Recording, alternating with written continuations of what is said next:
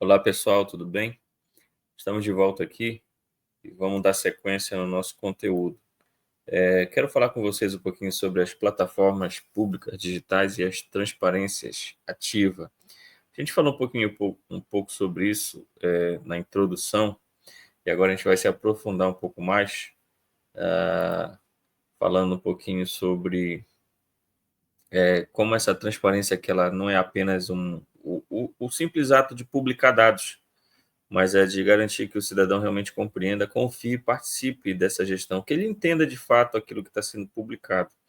Então, a gente, hoje em dia, já conhece algumas plataformas. Quando a gente fala plataformas, são serviços de sites governamentais que publicam dados, que têm essas informações em formato digital, para que todo cidadão tenha à disposição, na hora que precisar, e elas são plataformas chamadas públicas, a exemplo do GovBR, tá? Que nós já falamos sobre isso.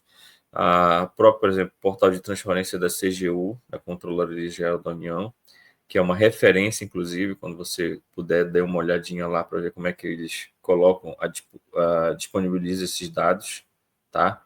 Do governo federal. Os portais de transparência também. Provavelmente o seu órgão deve ter algum portal de transparência que seja vinculado ao principal do Estado, e se for uma prefeitura, de igual forma. Então, esses dados eles falam sobre receitas, despesas, convênios, servidores do Estado do Pará, conforme a perspectiva do órgão. Então, vamos pensar nelas aqui como umas praças digitais, tá? Essas plataformas, esses espaços públicos virtuais onde a sociedade encontra o governo, consegue acessar essas informações. E essas plataformas, mais do que ferramentas tecnológicas, elas acabam por se tornar umas pontes digitais que conectam esse cidadão ao Estado. Então, por aí você já tira a importância desses mecanismos. Nesse quesito aqui dessa transparência ativa, mais do que obrigação, a gente encontra também a lei, tá? Nós temos aí a Lei de Informação, Lei de Acesso à Informação, a 12.527 de 2011, e lá ela estabelece que os órgãos devem divulgar informações de forma ativa. Então, por aí você já entende que a transparência ela realmente tem que ser ativa, tem que ser, de preferência, atualizada e com menor tempo de delay ou de demora, ou muito tempo para trás, ela tem que ter sempre a informação mais atual. Então, você não tem que só que cumprir a lei dentro do teu órgão, você precisa realmente fazer com que essa informação seja clara, acessível e também útil, tá? Acessível justamente porque ela tem que estar disponível nas plataformas com as chamadas linguagens mais acessíveis. Útil porque ela realmente deve permitir a um benefício social, ou ela deve realmente ter um objetivo, uma forma de poder indicar a saúde financeira dos órgãos, tá? E tem informações claras também, linguagem simples, compreensíveis, que não requeira tanto, que não sejam tão rebuscadas. Então, o papel estratégico dessas plataformas digitais é, de fato, criar uma gestão moderna, com a eficiência, que ela seja acessível na acessibilidade, que ela seja transparente, ou seja, os dados estejam lá sempre que forem necessários serem acessados, e também que haja participação, que as pessoas possam consultar, possam analisar, acessar quantas vezes forem necessárias, ok? Principalmente a disseminação da parte de ouvidorias. Bom, para a gente entender novamente um pouquinho do contexto que a gente vive, do lugar onde a gente vive, nosso órgão de trabalho e o contexto amazônico, a gente tem que entender que ele é um tema que particularmente é mais relevante para e também para a Amazônia por conta do monitoramento ambiental. A, Essas plataformas digitais elas mostram até índices de desmatamento, dependendo do órgão que se trabalha, queimadas, usos da terra, de ferramentas.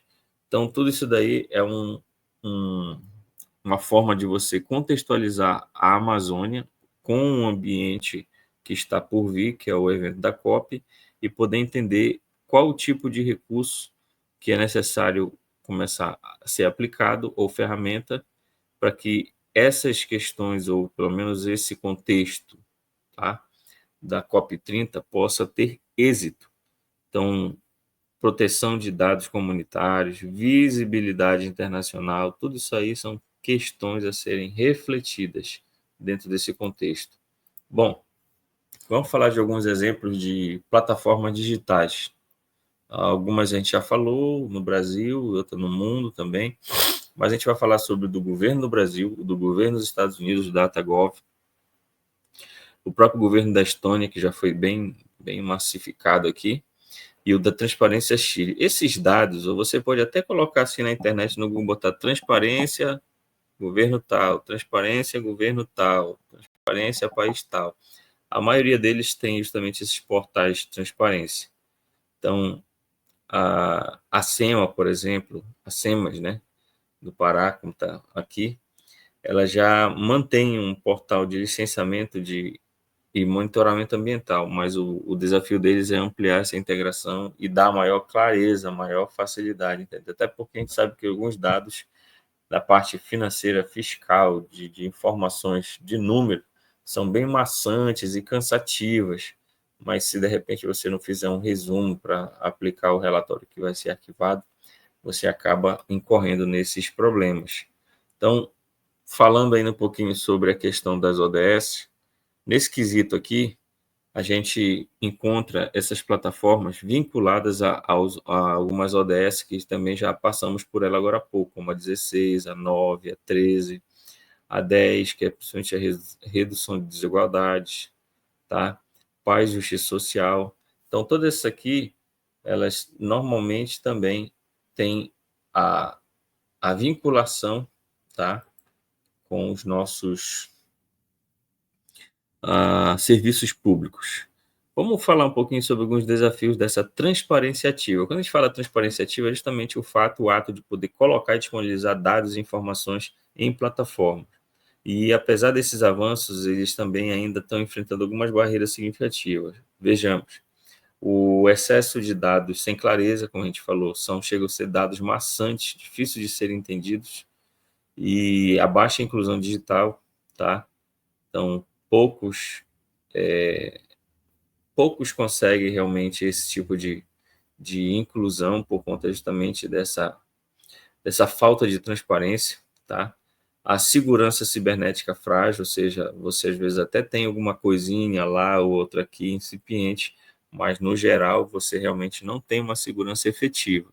E a falta de atualização, que é o que mais acaba e destrói e mata todo aquele trabalho que é feito de maneira rotineira e tranquila quando você não atualiza seus sistemas, ok? Algumas boas práticas de plataformas digitais nós temos aí, ó. Os dados abertos em formato acessível, formatos até para que você possa baixar em Word, Excel, ou XLS, ou em formato de planilha. Uma interface mais amigável, tá? O acesso universal e os demais que são descritos aqui, tá? O que é interessante é que essas plataformas aí, as práticas que elas oferecem com relação ao uso delas, é que elas acabam criando um ar de que, de fato, o órgão é organizado, tá? Que o teu instituto, o teu local, ele realmente se preocupa em pegar aqueles dados reunidos e poder publicar, deixando de forma disponível para o cidadão. Então, avançando, vamos fazer uma perguntinha para a gente fazer um trabalho de exercício mental.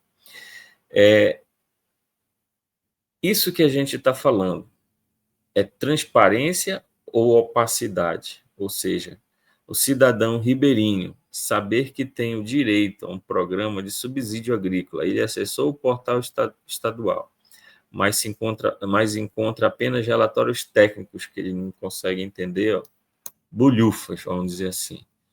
Então, não está parecendo que a transparência está sendo ativa, está mais uma obscuridade, não é verdade?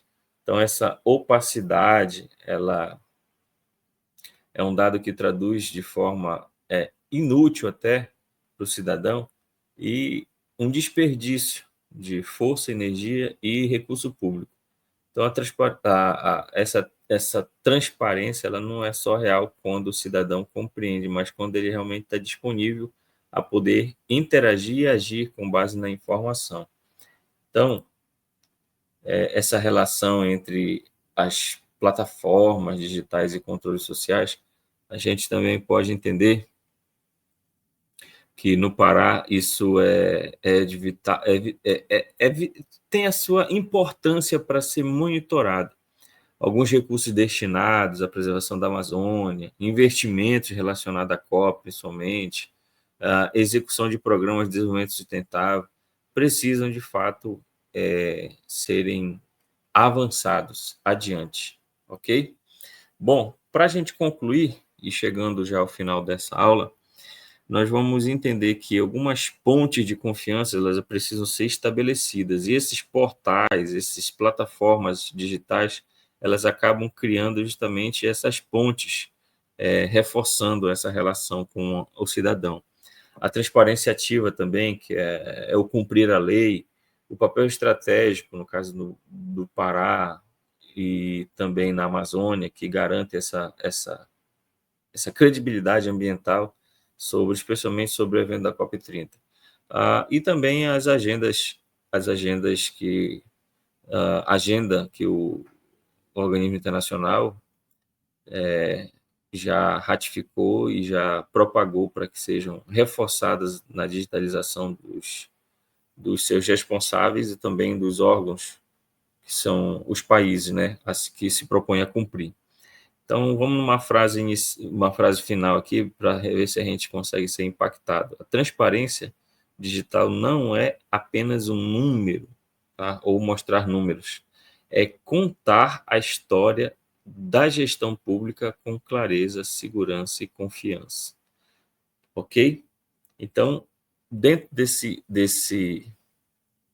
cenário de inquietude, em que você entende que se você não fizer um trabalho realmente bom, se você não desenvolver algo bom realmente, você está só perdendo energia e gastando o,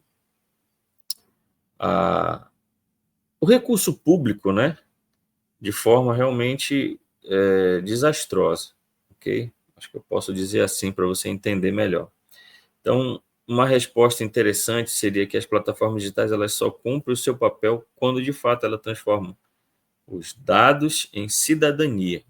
Isso aqui é até profundo para refletir. Então, quem garante isso não é apenas só a tecnologia, mas é cada servidor que trabalha com ética. Então, se você tem um conjunto de dados e o seu órgão precisa disponibilizar de forma transparente esses dados, cabe a você a entender que você tem que traduzir aqueles dados de maneira que teu tua sociedade possa realmente entender aquilo lá e aquilo possa ser útil para ela. Caso contrário, não vai adiantar de nada, tá ok?